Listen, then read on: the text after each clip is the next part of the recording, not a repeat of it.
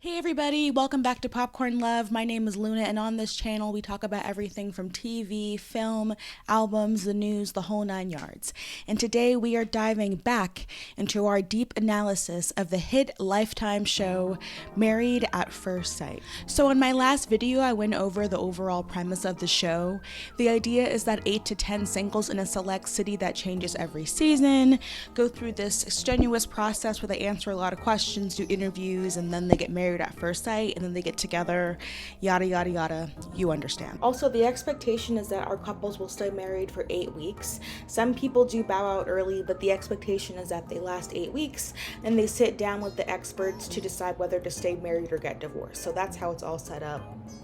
I wanted to take some time out this episode to talk about the singles of the show, or the cast of the show, if you will. It seems that the people that apply to be on the show really are desiring companionship, and they're really sick of swiping left and right, or going on blind dates, or doing all of the other things that people try to do nowadays when it comes to meeting someone that they would want to be their partner. It seems that either the contestants are looking for someone because they're at the end of their rope, they're overlooking, they've been through all bunch of relationship trauma, they are over dating, they never get it right, whatever. So they're thinking the show will be the solution to them finally finding like their soulmate. However, you do have some folks that aren't that experienced in life at all, and they actually are just looking for marriage. They just want to be married. They just want to go on the show and just find someone that hopefully will fit into this idea of what they want going into their 30s.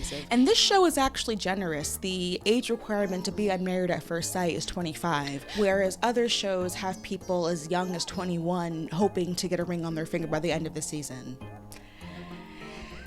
It's just wild to me. It just seems like a huge commitment, and I just wonder if people are really up for the challenge. And obviously sometimes on the show it doesn't always come across that they actually are. And it's so interesting that this experiment is still relevant in 2023. According to this Axios article, it's becoming a lot less common for people to see marriage as this goal, this thing you have to pursue, this thing you have to get after reaching certain steps in your life. People see it as something that they can do as opposed to something that they absolutely have to do. Which makes me wonder, and a lot of other people wonder too, if everybody on the show is really on here to find their soulmate. There have been contestants in the past that have alluded to the fact that they saw the opportunity more so as something fun or interesting, or they took more of a why not approach to the show as opposed to taking it actually seriously. It's because our couples are really only mandated to be married for 2 months. 8 weeks is not a long time. The truth is, there's absolutely no way of knowing if a lot of these people just want to be on the show to be on TV,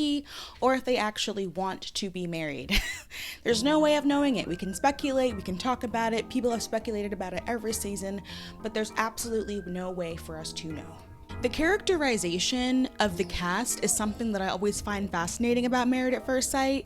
At the beginning of each season, each cast member gets like their own little chyron, sort of like summary of their personality in like kind of 2 words. I'm thinking of Miguel from season 15. They labeled him the starry-eyed scribe, and he would often read poetry to the person he was married to, or would allude to some sort of like big romantic gesture. That was like Miguel's thing. Personally, I could do without it, but I think the point of this is to make all of the cast seem as like simple as possible.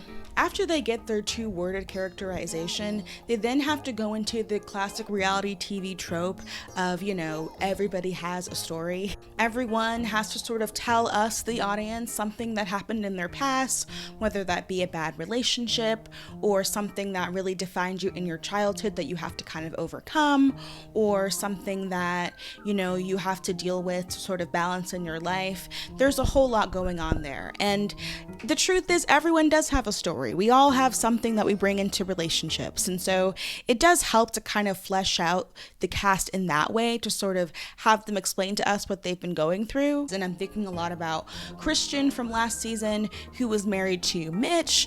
Christian had a really weird backstory in which she got engaged to a guy that was sleeping on her neighbor's couch, and she ended up getting engaged to the dude, and then a week before the wedding, his mistress came out the woodwork and she shut everything down, but then proceeded to have a big wedding celebration anyway with her friends and family. And that was like a big thing that was part of Kristen's story for a while. Also, Kristen's backstory isn't weird. I just think the way everything went down with the dude and the mistress was super strange. So I just wanted to say that. Not like the backstory in general, like no one's backstory is ever weird. So just wanted to say that. Okay, that's it. I totally understand why these stories are part of it, but my first issue with it is we only see a very curated perspective from some of these stories.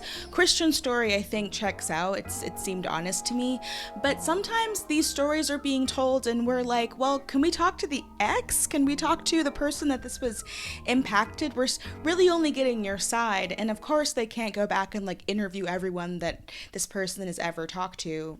They should though, but you know, it just kind of leaves us a little bit confused at times because we don't really know if it's really expressing who this person actually is. And I'm not saying that people on the show are necessarily lying.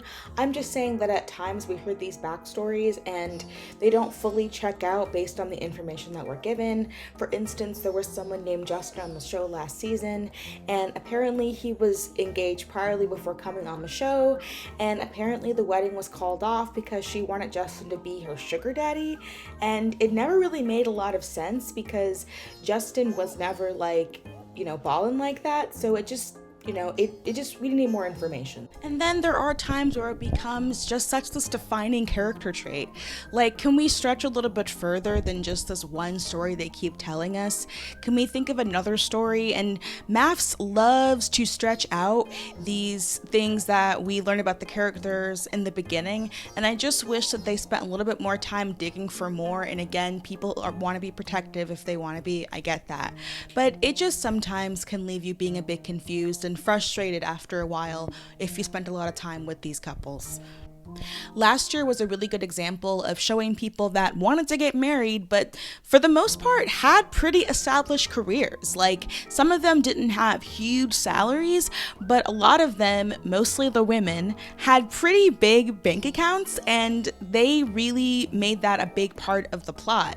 There was someone named Stasha and Nate. That was a big couple last season. Stasha was adamant that her then husband Nate would sign a postnuptial, basically saying that if they get divorced, what she has is hers and he can't take it. Basically. And he signed it. And that was a big part of their story. So I really do love that throughout the show I noticed that even though these people want to be married, there is this heavy emphasis on establishing your own independence. There is this emphasis on wanting to make sure that you stay true to yourself. That doesn't always happen. There are people that do stick it out and they lose themselves, and those tend to be the couples that are not as successful because eventually the buildup is there, and when they can't express who they want to be, it doesn't go off great. And then there are some members of the cast that actually lean a little bit too far over to the left when it comes to being independent. There are some that jump ship, there are some that don't want to participate in the process, there are some that just do not have what it takes to really stick it through.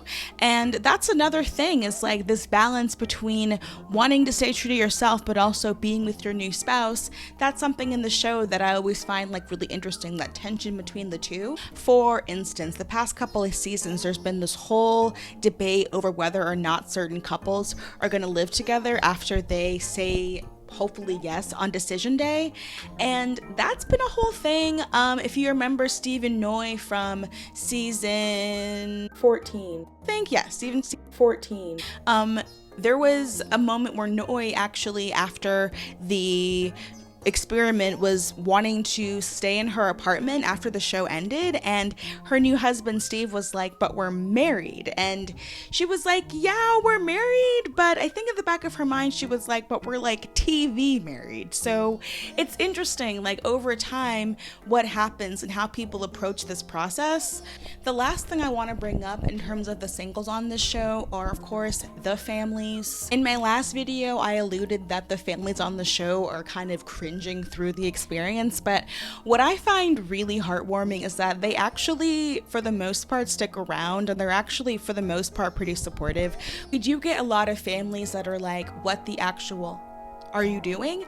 But The ones that stick around and are supportive, I really do appreciate, because I can only imagine if someone in my life told me they were getting married at first sight, I might have a hard time, but ultimately the love is there. And when you do see those moments of love between the family and the person on the cast, it really does help to shape who they are, and it really helps you to understand how they experience love beyond just like romantic love. In fact, for every wedding, each family is to write sort of this letter about the person that's in their life that's getting married. So the person, the officiant, will actually read off letters from members of the family about the person to the spouse so that they know more about the person that they're getting married to. Those letters can be really interesting because sometimes they're all about, you know, how wonderful their daughter is or how amazing their son is or whatever. But then at times it'll get really strange. Like they'll put things in there that make this person sound like a low-key straight up monster. Like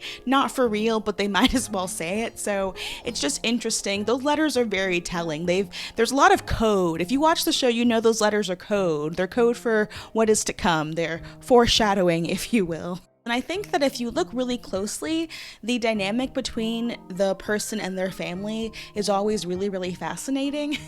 It's always interesting to point out the ones that are clearly trying to hold back how they actually feel about the person in their life or about the experience in general. But overall, it gets...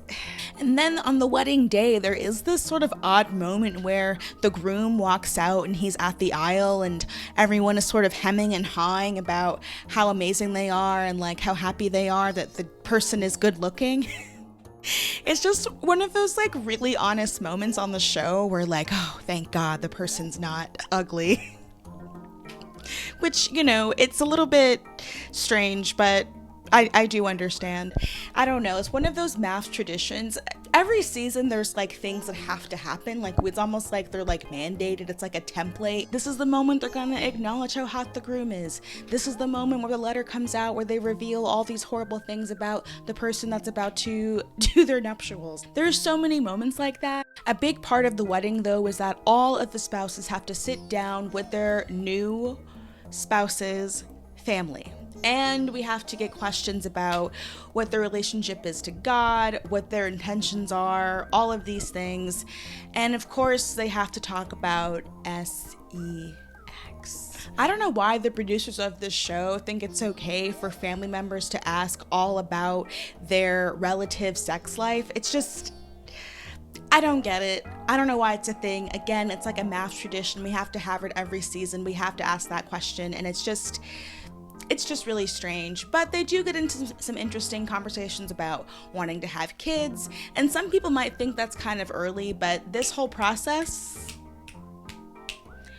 8 weeks. So I get the questions, and I do think that if you're going to come on the show, you kind of have to be prepared to answer those questions, especially to that person's family member. But don't get too invasive. Like, let's have a whole PSA right now. Please do not get too invasive about questions when you're talking to your in-laws. It's not cool. But that's a big part of the show, and you know, some people handle it well and some people don't. Like, there was one moment last season where Miguel's sister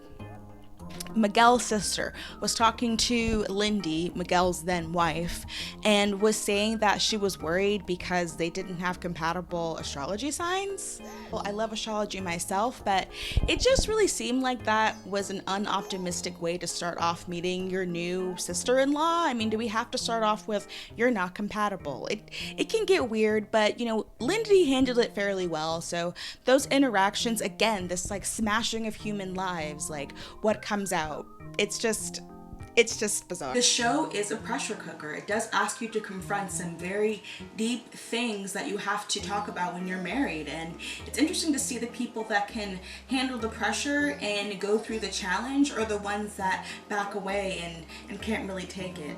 Not to say that this show has any resemblance to an actual real life marriage, but you get what I mean. So next video, we're gonna talk about the experts on the show, the ones that match their singles up and make it all happen. If you like what you saw, please like, comment, and subscribe. I'll see you next time. Bye.